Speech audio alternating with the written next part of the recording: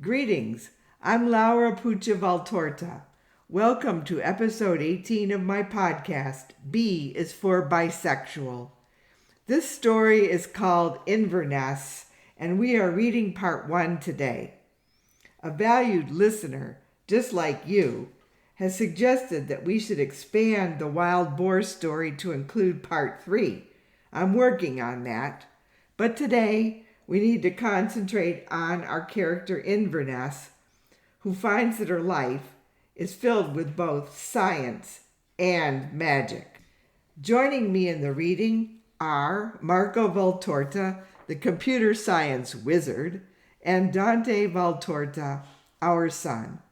I am a content creator, and my films include Bermuda, the feature-length comedy, You Feel Me, and Disability. They are available on channels such as Amazon Prime and Tubi. A shout out to listeners in California, South Carolina, Texas, California, and Italy. And now, Inverness, Part 1. Inverness, Kenya Cordelli. She pronounced her name slowly. The checkout librarian at the Beaufort County Library, St. Helena Island, peered at Inverness's stony face and did not try to hide her curiosity. African and Scottish? More or less. It was useless mentioning her 12% Italian, 15% Asian Native American DNA to this woman with the lollipop face, curly red hair, and flowered skirt. Useless and boring. Inverness just wanted to check out 10 books, mysteries, entomology, and literary fiction, take them back to her new apartment on the beach, and chill.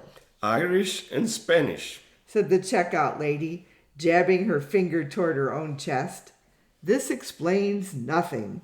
Maybe the sparkling dark brown eyes.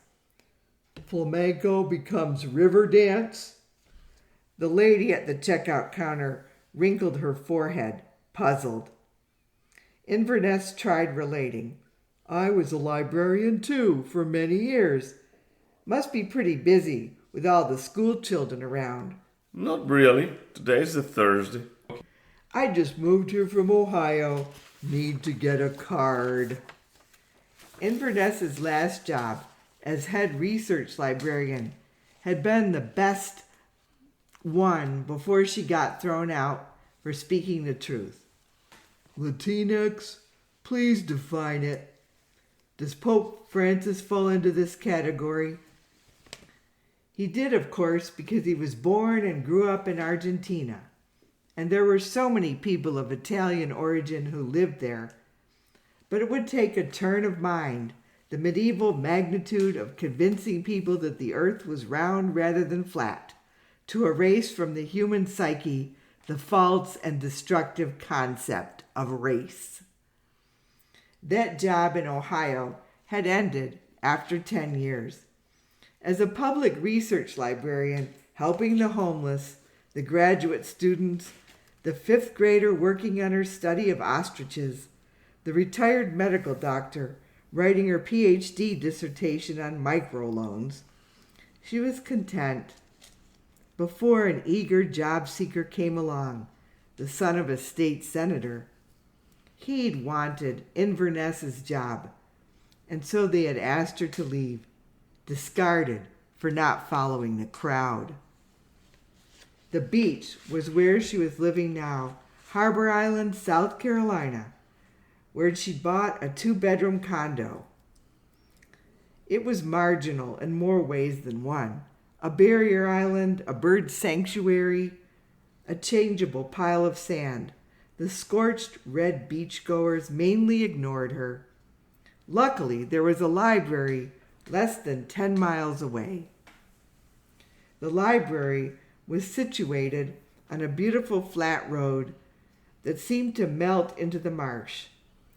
First, she had to drive on Route 21 over the bridge on to St. Helena Island, past the tables of sweetgrass baskets for sale, past the post office, past Frogmore, and then reach the road to Penn Center, where she would turn onto the marsh road that led to the library. The eager liberals who ran the library, with their bad hair and active brains, reminded Inverness of her old colleagues. She had appeased them for so many years, listening to their bullshit, until she was forced to point out the obvious. Everybody's the same, with bling. After she'd shopped for groceries, returned to her apartment, and started reading 3 of the new books, there was nothing much else left to do. So she walked out to see the alligators, waited on the beach, watched the dolphins, studied the sky, looked for bugs, thawed dinner, ate dinner, went to bed.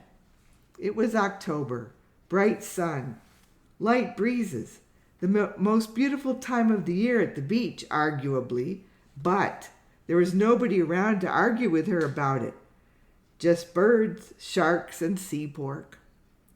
The next day she returned to the library, knowing that the women who worked there and the lone man would gossip about her and talk about her, comment on her height, her freckled skin, her afro hairstyle, and the fact that she always wore ripped jeans and a black t-shirt, sandals, a ton of rings. She hunkered down at a corner table with a pile of books about bugs. Research was too tedious to do at home, but here at the library, with 5 librarians monitoring her, she could commit to 2 hours a day reading and writing about the witchcraft of bugs. Her book would be unique, fascinating. Bugs ruled the world. She would call her book Insect Queens. Those are cool rings you have on, said the checkout woman from yesterday, sneaking up behind her, the nosy one who ran the circulation desk. Her face was pale and doughy, with a pink pouty mouth, below the coal-black eyes. She smiled a lot. My name is Heather, by the way. You said you were a librarian. Inverness, right? Like the city in Scotland. Yes. Heather laid a hand on her shoulder. It felt warm and soft. I also like silver jewelry. There's a gift store in Beaufort with rings like that. Oh, I should go there. It's called Sea Glass. Check it out. If you need anything from me, I mean research books, just holler. Inverness smiled and nodded. This Heather was okay, but too bright. Inverness's late mother, who had been a psychiatrist, had said blank positive agreement was always the best way to deal with people.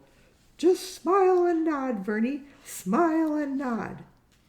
Inverness wished her mother were still alive. Together they had hated housekeeping, baking, and the color pink. They'd both loved reading and research, exercise, and they had agreed that the rest of the world was stupid. Every time, all the time, they had been correct. But being correct, scientifically so, did not get you company at dinner or a man to warm up the bed. Men had never worked out for Vernie. Come to meet my parents. They'd say, "Why, we're not having children together." You look beautiful today. Vernie had smiled and nodded, knowing they wanted sex. You know, my family has a reunion this Saturday. You could come. I don't like potato salad unless it has green olives, oil, and vinegar. Sometimes Inverness did not know how to answer these men, so she said nothing, and the men just gave up on her. Curly-haired men, gingers, tall black walking sticks, bald-headed men from South Korea and South Africa. It was never any good. They all belonged to another world, one defined by categories and boxes. As Inverness walked out of the library, Heather yelled out to her, If I see any book on bugs, I'll set them aside for you. Geesh, where was the quiet? Wasn't this supposed to be a library? She passed through the metal detector and left. When it rained the next weekend, Inverness stacked up her books and returned to the library. Today, the parking lot was filled with cars. Kids were running around, screaming, splashing in puddles, trampling the flowers and bushes. A sign said, Gullah Festival. A scary thought, crowds. She had to enter the library. She needed more books about bugs' mating rituals. As she walked in, the library man and two frumpy female library clerks clumped together to stare at her, talk, and whisper. Heather was at the circulation desk. Hiya! Hi there! Inverness! I found something for you about beetles in Hawaii. Call me Vernie, please.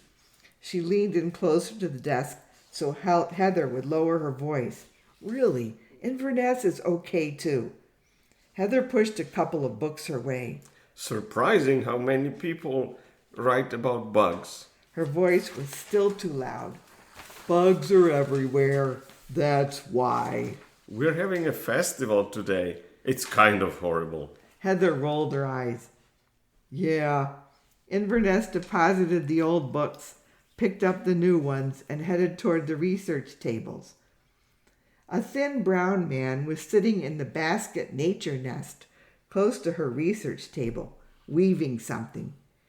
He had on black glasses and a sensuous mouth. Inverness liked his short hair twists.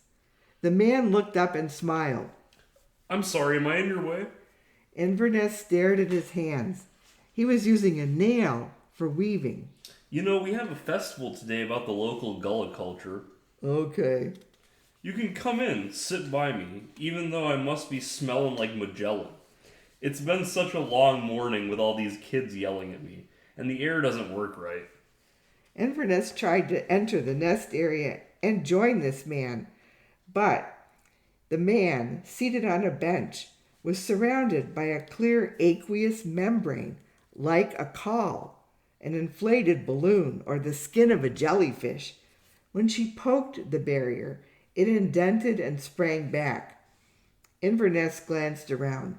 Do you see this? See what? I see that you're looking pretty fine and it's almost noon, almost lunchtime.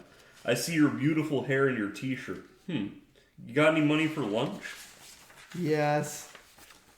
Inverness wanted to go out to eat with this man, even though he was using her for a free lunch, literally, and he might be 10 years younger than she was, and slick as a rain boot. Lunch might be fun. He could do all the talking. The man stood up and began stuffing his basket weaving materials into a shopping bag. His pants were too short. Mameen and Maudie Cafe, he said. Blackberry goat cheese salad, your treat. I'm the entertainment. My name is Hasan Anderson. Hasan stood up. The caul moved with him. And that, dear listener, is all for today. And we're going to read part 2 next week. For now, I'm Laura. Marco? And Dante. Saying ciao. Ciao. Ciao. Ciao. Until next time.